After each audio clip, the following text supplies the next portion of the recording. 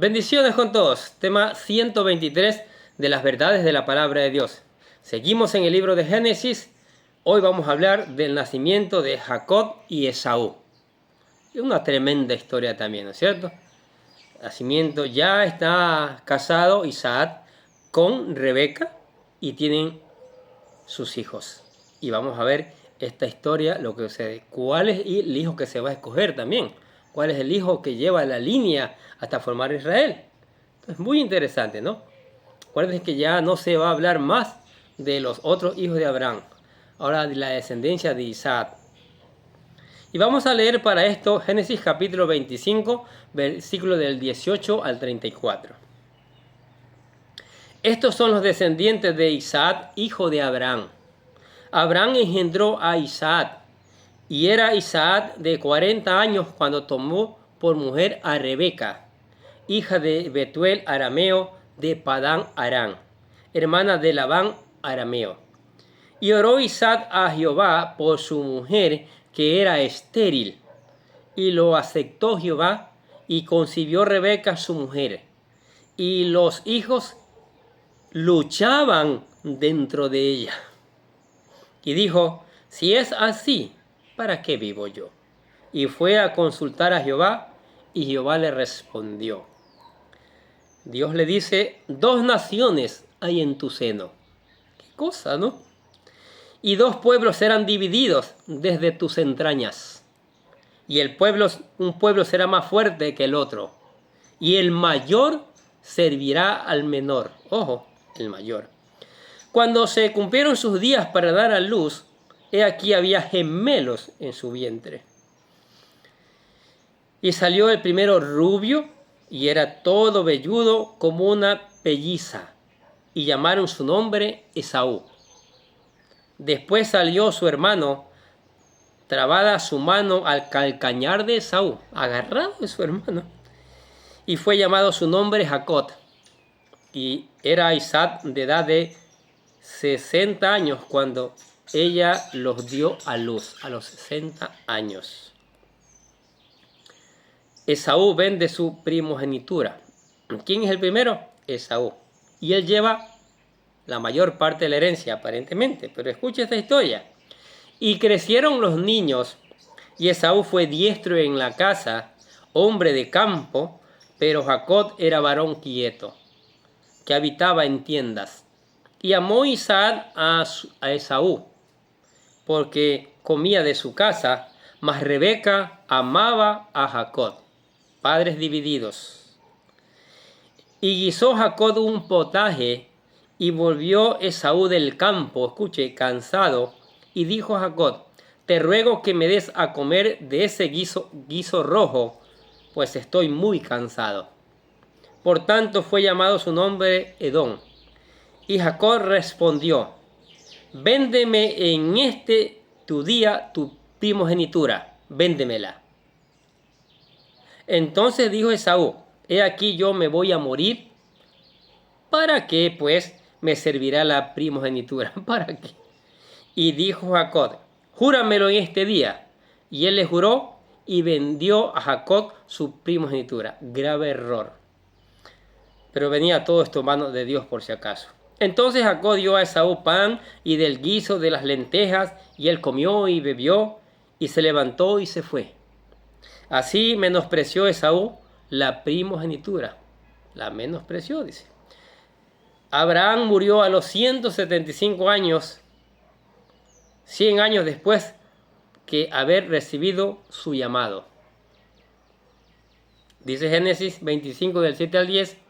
Estos fueron los años de vida de Abraham, 175 años. Abraham murió en buena vejez, anciano y lleno de días, y fue reunido a su pueblo. Abraham fue enterrado en la cueva de Macpela, en Hebrón, junto con Sara, en la única propiedad que adquirió en la tierra prometida. Abraham vivió muchos años, pero a la hora de volver atrás y analizar la vida, lo que cuenta no es tanto el número de años, sino la calidad de vida. La Biblia dice que Abraham vivió una buena vida, lleno de días, pues el propósito por el cual fue creado se cumplió. Esa es la idea, amigos oyentes, estimados oyentes. Vivir una buena vida. ¿Sí?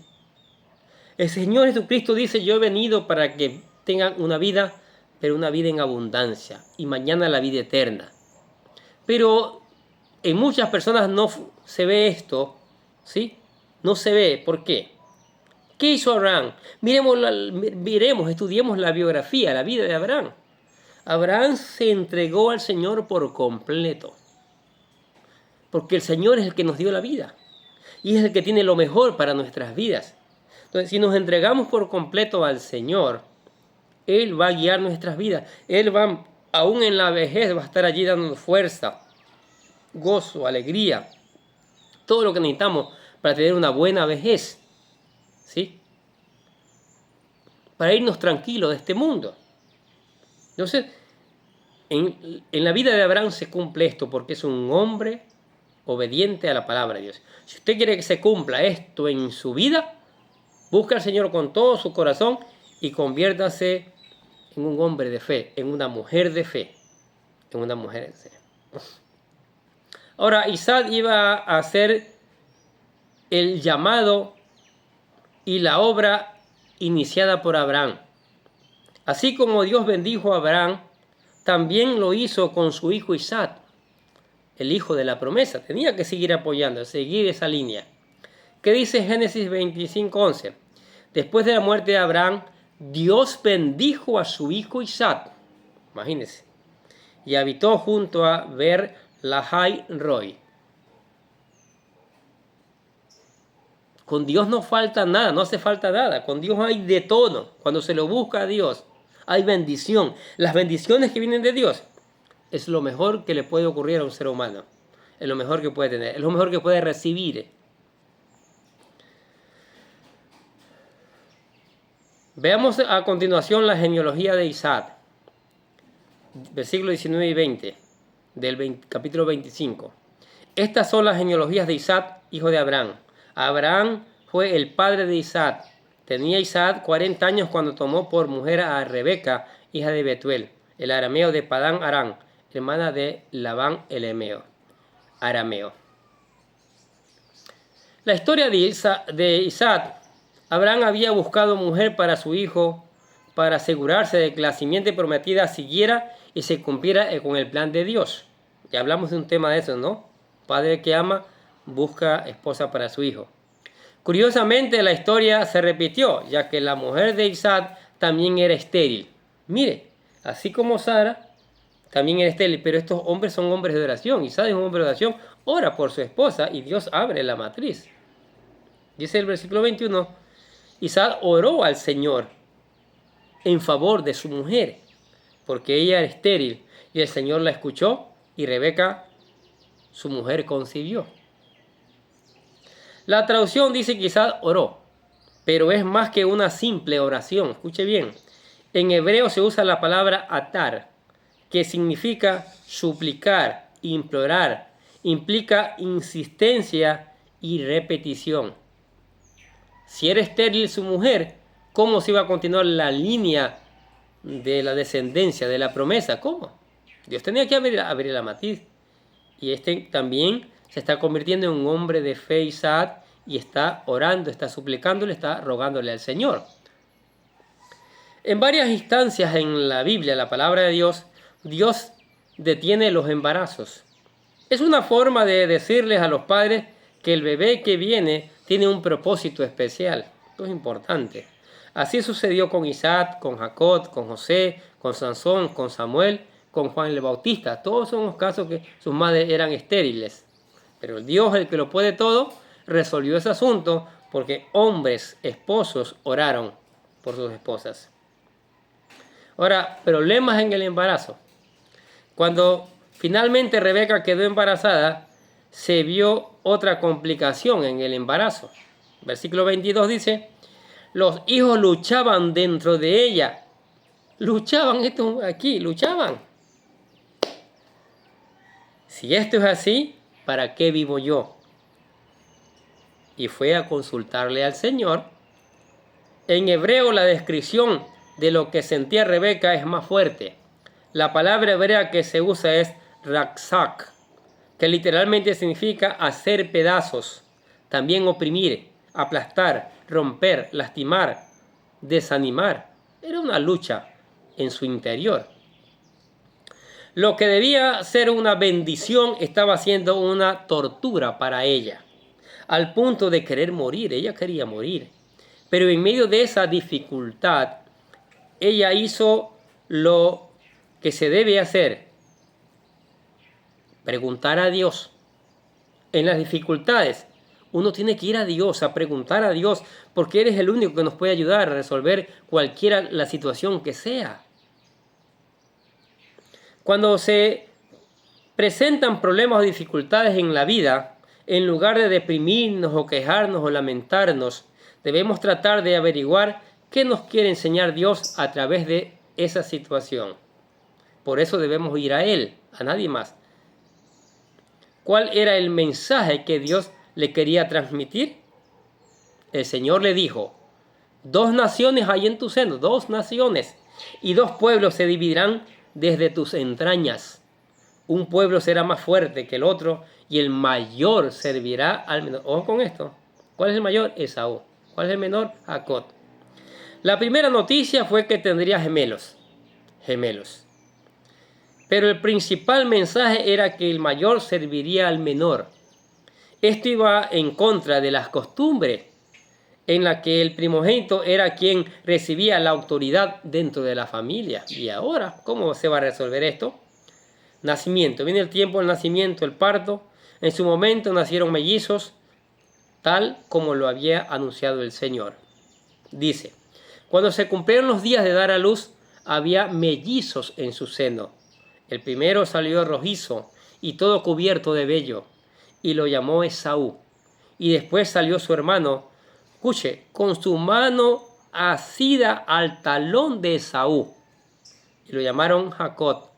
También tenía 70 años Isaac cuando Rebeca le dio a luz mellizos. Esaú significa velludo. Jacob significa literalmente el que agarra del talón. Los mellizos no eran gemelos idénticos, más bien eran muy diferentes, no solo físicamente, sino también en personalidad, carácter y visión de vida.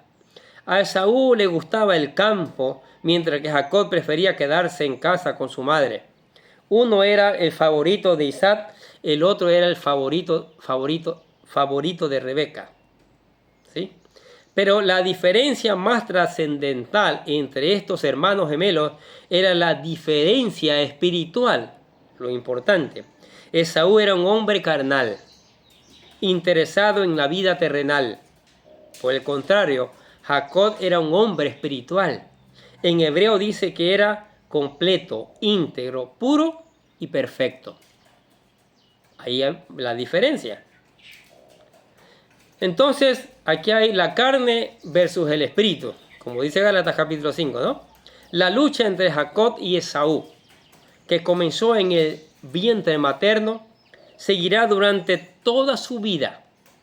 Este conflicto es una imagen del conflicto entre la carne y el espíritu. Es una lucha en la que vivimos toda la vida.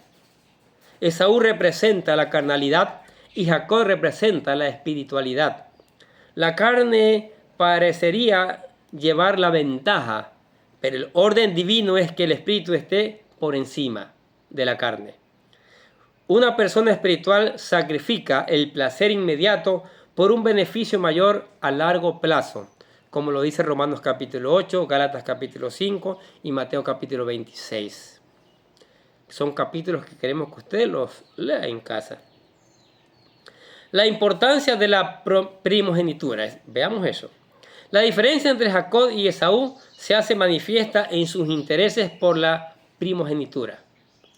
Según la tradición, el día en que murió Abraham, Jacob había preparado un potaje de lentejas como parte de la comida de luto. Al contrario, ese día Esaú salió a cazar. Dice Génesis 25, versículos del 29 al 34, un día, cuando Jacob había preparado un potaje, Esaú vino agotado del campo. Entonces Esaú dijo a Jacob, te ruego que me des a comer un poco de ese guiso rojo, pues estoy agotado. Por eso lo llamaron Edom. Véndeme primero tu primogenitura, le contestó Jacob. Mira, yo estoy a punto de morir, le dijo Esaú. ¿De qué me sirve pues la primogenitura? Júramelo primero, replicó Jacob. Esaú se lo juró y vendió su primogenitura a Jacob. Entonces Jacob dio a Esaú pan y guiso de lentejas, y él comió y bebió, se levantó y se fue. Así despreció Esaú la primogenitura, dice la palabra.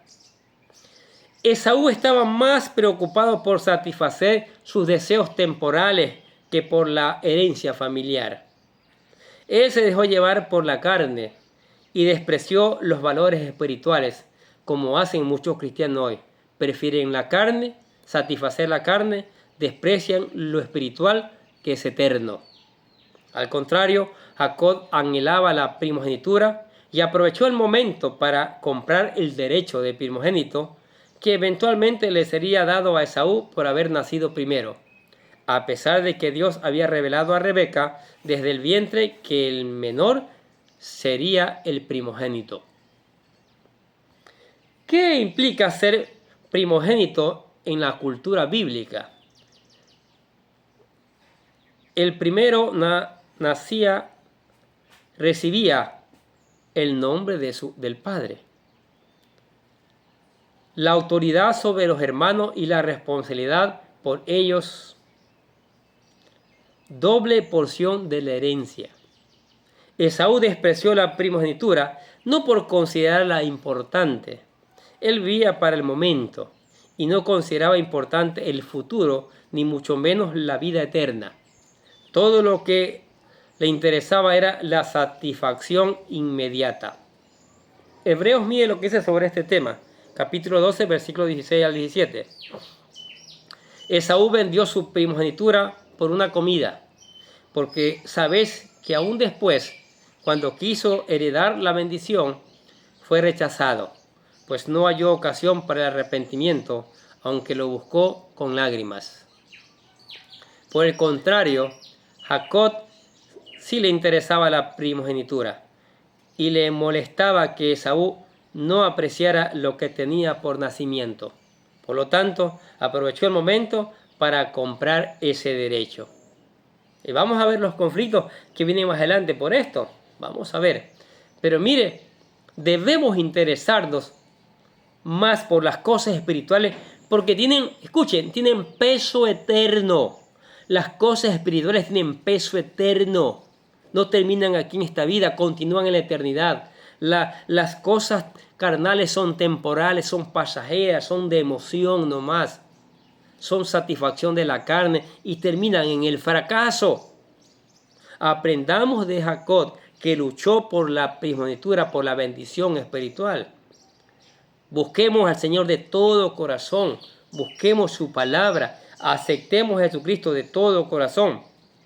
Busquemos ser verdaderos hijos de Dios, no hijos de una religión, sino de una relación con Dios.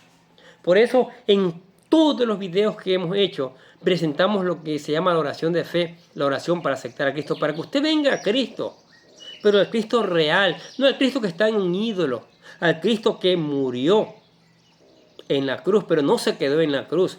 Al Cristo que lo depositaron en la tumba, pero no se quedó en la tumba, resucitó al tercer día. Al Cristo que quiere estar en su corazón, gobernar su corazón y su vida para darle vida eterna, para darle un crecimiento espiritual. Entonces, usted quiere comenzar un crecimiento espiritual, una vida espiritual diferente, agradable a Dios, acepte a Cristo con todo su corazón. Aquí le ponemos la oración. Dice, querido Dios, sé que soy un pecador y que nada de lo que hago puede hacerme ganar el cielo o la vida eterna. Creo que Jesucristo murió por mí, derramando su sangre para lavar todos mis pecados para ser redimido, y que se levantó de la tumba al tercer día. Ahora mismo lo recibo como mi Salvador personal, confiando solamente en Él como mi único camino al cielo. Señor Jesús, séllame y lléname con tu Espíritu Santo y escribe mi nombre en el libro de la vida para ser salvo. Y decimos, gracias, amado Padre Celestial, por regalarme la vida eterna. Ahora que usted aceptó a Jesucristo como su Señor y Salvador, venga esta palabra, aprendamos de estas historias maravillosas, ¿sí? De la parte espiritual. Sigamos la parte espiritual. Luchemos por obtener la parte espiritual. Ya sabe que tiene peso eterno. Dejemos que el Espíritu Santo nos indique, nos enseñe. Busquemos poner en práctica. Demos gracias al Señor a través de la oración por esta palabra. ¿Sí? Hagamos peticiones, alabemos su nombre. Prediquemos a otros de esta maravillosa palabra. Venga a la iglesia, que acá juntos seguimos aprendiendo estas maravillosas verdades. Amén. Oremos. Gracias, Padre, por tu palabra fiel, tu palabra que nos enseña historias valiosísimas para nuestras vidas. Hoy hemos aprendido que la herencia espiritual es la que vale la pena seguirla, es la que vale la pena lucharla, Padre. Y te damos gracias por esta enseñanza maravillosa, que la vamos a enviar a través de las redes sociales y que millones de personas puedan escucharla. Y esa palabra no vuelva vacía. Esa palabra produzca un cambio y millones de personas vengan a tus pies, se conviertan en hijos de Dios y comiencen a luchar por tener la herencia espiritual, para mañana llegar a la vida eterna contigo, Señor. Gracias por esta maravillosa palabra. Te damos, Señor, en el nombre del Señor Jesucristo. Y decimos amén. Y los bendecimos a ustedes, que escuchan cada día, que se dan un tiempo, cada día para escuchar la palabra de Dios. No solo escuchemos, busquemos ponerla en práctica, por eso es fundamental. Ponerla en práctica, vivirla, y también una vez que la hemos vivido, llevemos a otros esta palabra. Hoy día es muy fácil llevar esta palabra a otros para que otros conozcan estas maravillosas verdades que enriquecen nuestras vidas. Es importante que los amigos, los familiares, compañeros conozcan esta palabra de Dios. Y nosotros de acá les deseamos a ustedes que tengan un día pero lleno de bendiciones.